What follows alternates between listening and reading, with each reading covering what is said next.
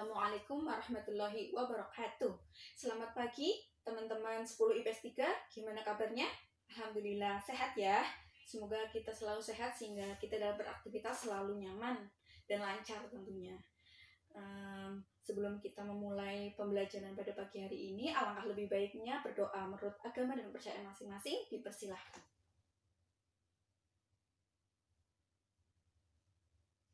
Berdoa selesai. Nah, kelas 10 IPS 3, kalian lihat nggak sih ruangan kalian itu seperti apa? Udah ada jadwal piketnya belum? Oh belum, ya sudah nggak apa-apa. Sekarang ibu minta berdiri ya. Kalian, oh iya, kalian udah berdiri. Sekarang punguti sama-sama di sekitar kalian, masing-masing minimal 1 ya. Nah, setelah itu buang ke tempat sampah. Ya udah ya. Nah, kalau kayak gini kan lingkungannya jadi bersih, jadi enak juga buat belajar. Nah, sekarang duduk yang rapi ya, kelas 10 IPS 3. Nah, di sini saya perkenalkan dulu ya, saya itu Tusila dari Pendidikan Sejarah UNY, menggantikan Ibu Wahidah sementara ya, untuk sementara waktu, yang akan menggantikan karena beliau itu memang sedang keluar kota. Jadi sementara saya mengajar kelas ini mengenai materi kelas 10 semester 1. Tuh. Sebelumnya presensi dulu dong, biar kenal ya. Ada 30 orang ya berdasarkan data ini. 15 orang laki-laki dan 15 orang perempuan. Yang nggak masuk siapa? Oh, nihil. Bagus, semangatnya terus dijaga ya. Terus juga kalau ada temen yang sakit juga dijenguk, jangan lupa, kasihan. Terus sebelum kita bahas ke materi nih, kalian pada bawa buku pelajarannya kan? Ayo disiapin semuanya. Ya disiapin ke meja, ballpoint, buku dan segala alat tulis yang diperlukan ditaruh meja biar kita fokus belajar. Yuk kita belajar dulu. Sebentar ya, bagus dulu. Kita belajar hari ini mengenai konsep manusia dalam ruang dan waktu dalam sejarah. Manusia dalam ruang dan waktu dalam sejarah. Nah, di sini kan ada beberapa poin nih. Ada tentang manusia, ada ruang, ada waktu, dan juga sejarah. Karena kita belajar tentang sejarah, otomatis kita juga bahas sejarah dong. Nah, kita bahas sejarah dulu nih, sebelum kita mengkaitkan ke ini dulu. Seperti itu yang kita tahu, kita juga pas SMP ya. Kali kan dulu SMP. Waktu SMP kali itu belajar sejarah itu tentang apa sih? Tentang masa lalu, kerajaan-kerajaan, manusia purba. Oh ya betul, itu semua betul. Nah, di sini saya akan menjelaskan mengenai ini dulu ya. Pengertian sejarah dulu. Pengertian sejarah seperti yang kalian sebutkan juga sudah benar, tapi akan kita jabarkan lagi melalui beberapa bahasa. Yang pertama adalah bahasa Arab. Bahasa Arab itu dari kata syajaratun. Syajaratun itu apa? Syajaratun itu ada artinya pohon. Kemudian yang kedua adalah dari bahasa Inggris. Dari bahasa Inggris itu history, yang artinya masa lampau umat manusia. Kemudian yang ketiga adalah bahasa Jerman. Bahasa Jerman itu Geschichte. Tulisannya seperti ini ya. Geschichte. Ya kurang lebih seperti ini. Kalau memang masih penasaran dengan yang benar-benar betul, tapi ini sudah betul sih. Ini artinya adalah sesuatu yang telah terjadi. Nah, dari istilah-istilah ini, ketiga bahasa ini, diharapkan kalian udah paham ya. Ya intinya itu sejarah adalah masa lampau, sesuatu yang sudah terjadi. Kayak gitu. Sudah paham ya sampai sini? Ya, bagus. Jangan lupa dicatat. Kemudian kita beranjak ke pembahasan selanjutnya. Tadi sejarah sudah ya. Kemudian kita mau membahas manusia. Manusia dalam sejarah itu gimana sih konteksnya gitu. manusia itu adalah objek yang penting, subjek dan objek dalam sejarah. Pokoknya manusia itu adalah yang paling berperan dalam sejarah itu gitu. Kemudian tadi kan sesuai dengan pembahasan kita, manusia dalam konteks ruang dan waktu.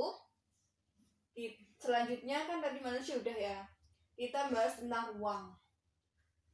Ruang itu apa sih gitu? Sebelumnya udah ada yang tahu belum ruang? Kalau saya menyebutkan ruang, itu yang terbesit di dalam benak kalian itu apa?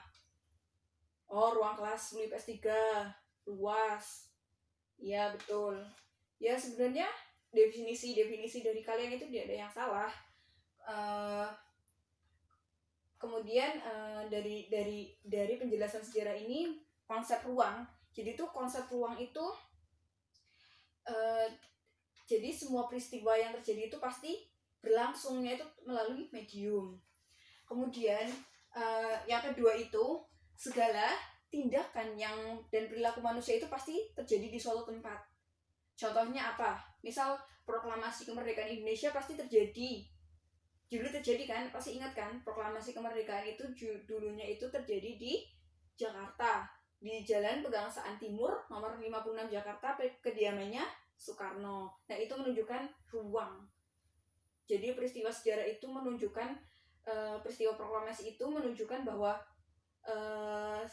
sejarah proklamasinya ini tuh terjadinya di Jakarta tadi. Proklamasinya itu terjadi di Jakarta.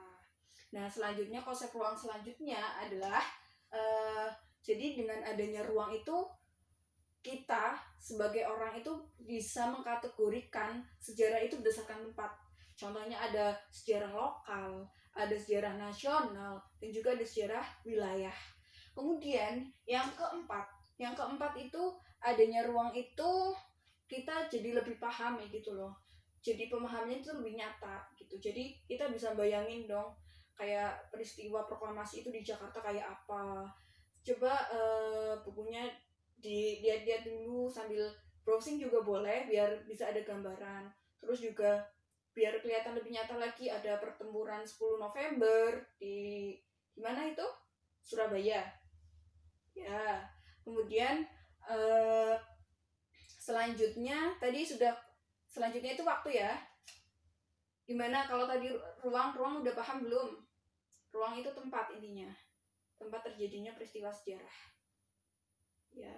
Terus kita beranjak ke waktu ya kalau memang sudah paham.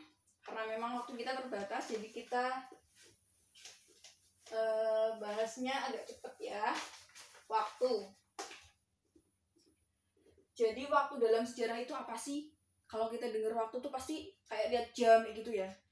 Detik, menit, hari, minggu, bulan, bahkan tahun gitu.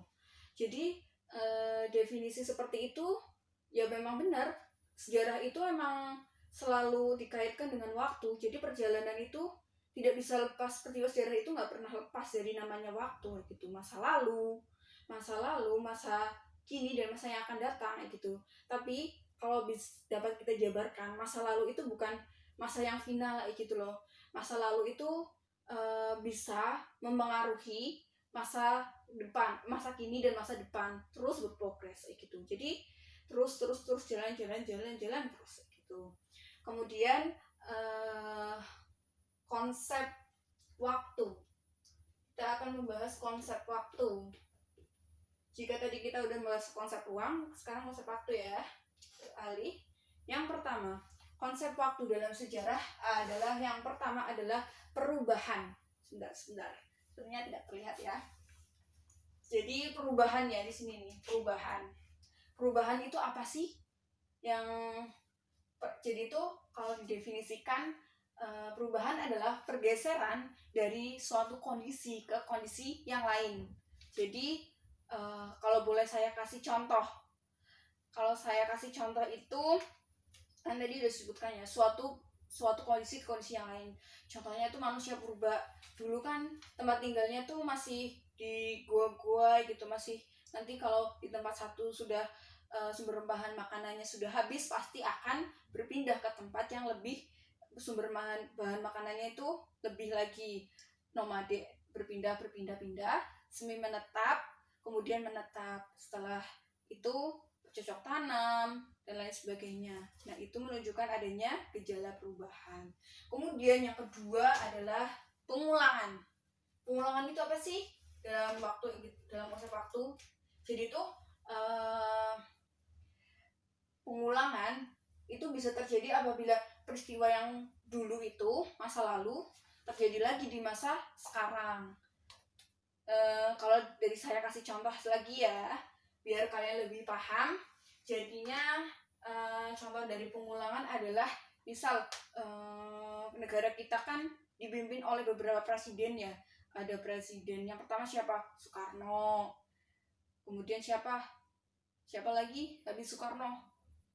Soeharto gitu. Nah, intinya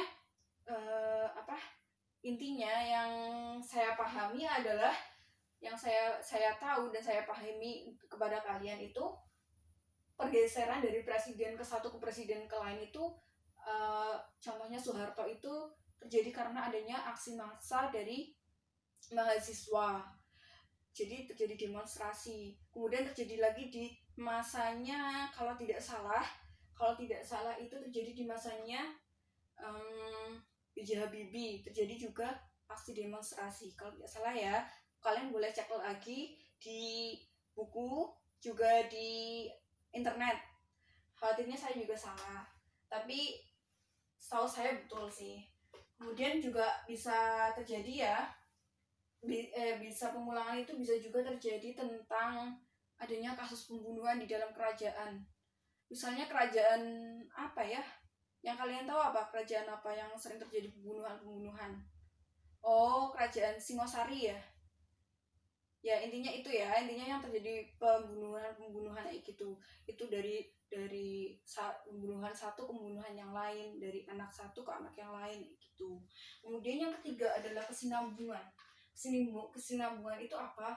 Terjadi itu bila suatu masyarakat itu melakukan adopsi lembaga-lembaga lama. Maksudnya itu apa sih? Dari kesinambungan itu gitu. Contoh dari kesinambungan ini adalah contohnya kita kan dulu itu kita pakai sistem, pada masa ini tuh sistem agraris, sistem pertaniannya itu kita mengikuti gayanya Belanda, pengairannya itu mengikuti gaya Belanda. Nah, itu otomatis adalah kesinambungan. Gaya pengairan kita itu juga mengikuti dari Belanda. Dari sumber saya seperti itu. Nanti kalian cari lagi ya, biar menambah ilmu lagi. Bentar. Yang keempat adalah perkembangan. Perkembangan itu apa? Jadi perkembangan ini adalah perkembangan masyarakat itu terjadi berturut-turut, yang bergerak dari satu tempat ke tempat yang lain. Jadi dari yang sederhana ke tempat yang kompleks gitu. Nah, contohnya itu apa? Contohnya adalah contohnya itu kita tentang demonstrasi. Sebentar. Saya cek dulu ya, takutnya juga salah. Jadi perkembangan di sini itu, nah, perkembangan masyarakat ini berkembang dari perkembangan demonstrasi di Amerika Serikat, di Amerika yang mengikuti perkembangan kota. Jadi perkembangan masyarakat manusia dari masa lampau ke masa sekarang. Nah, saya mengecek ya, takutnya juga salah.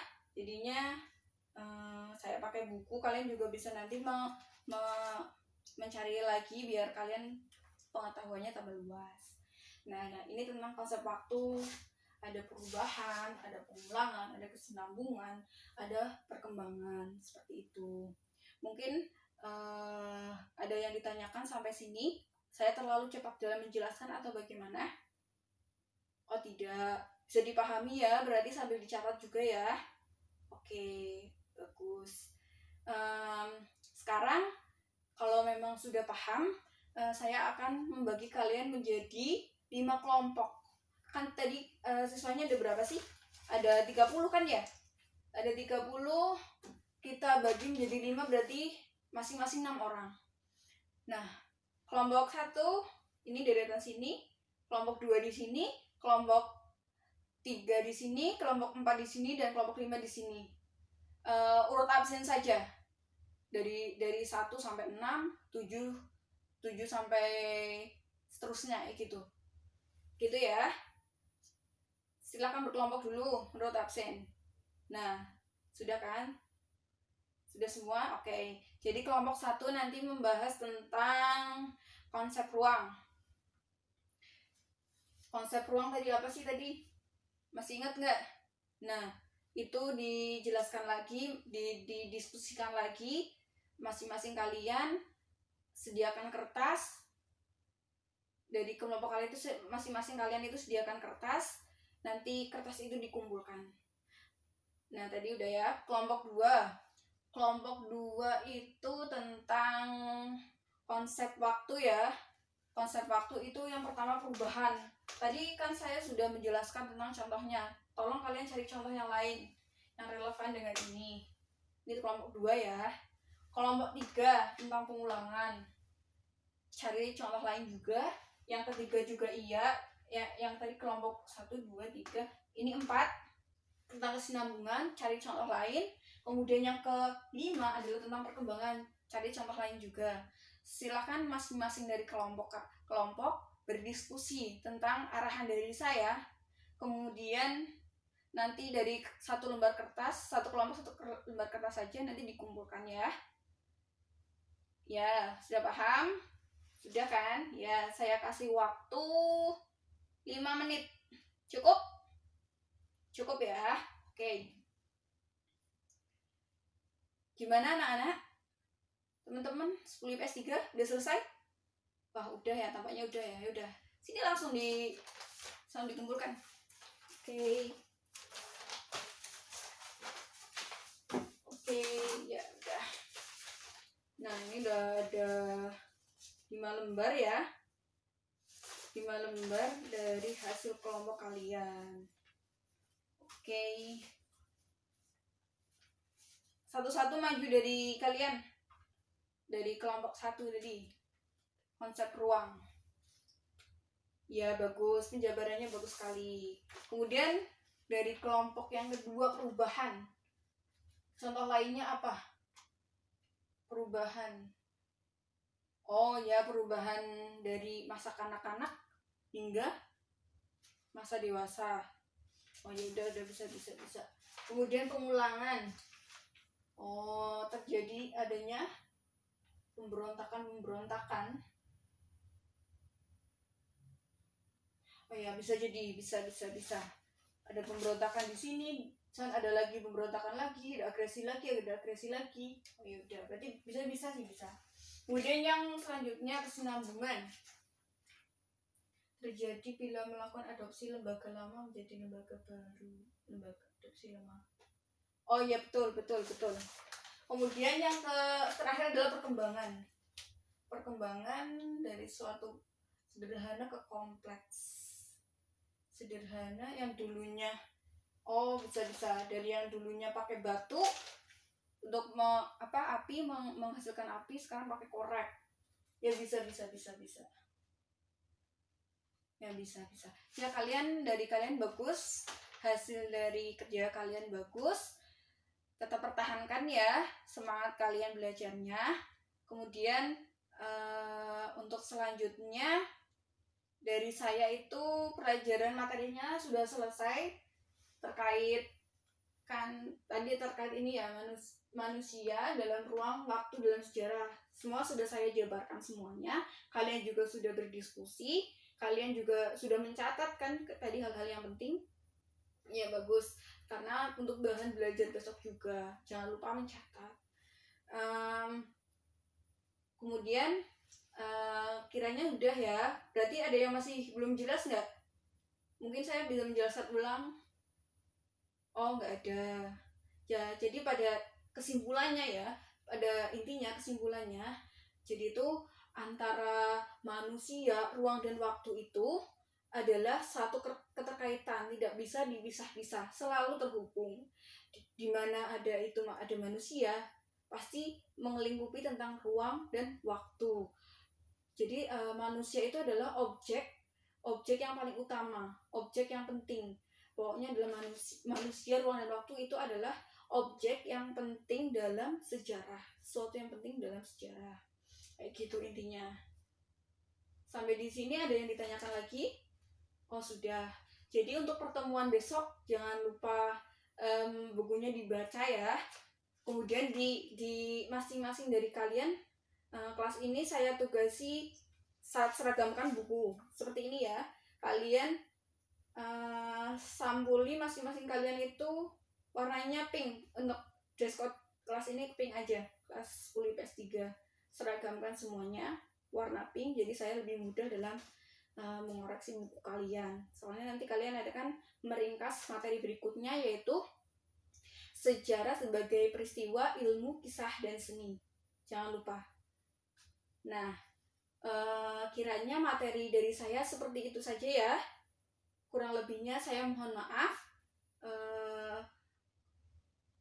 Begini, kalau memang kalian masih bingung, boleh WA saya.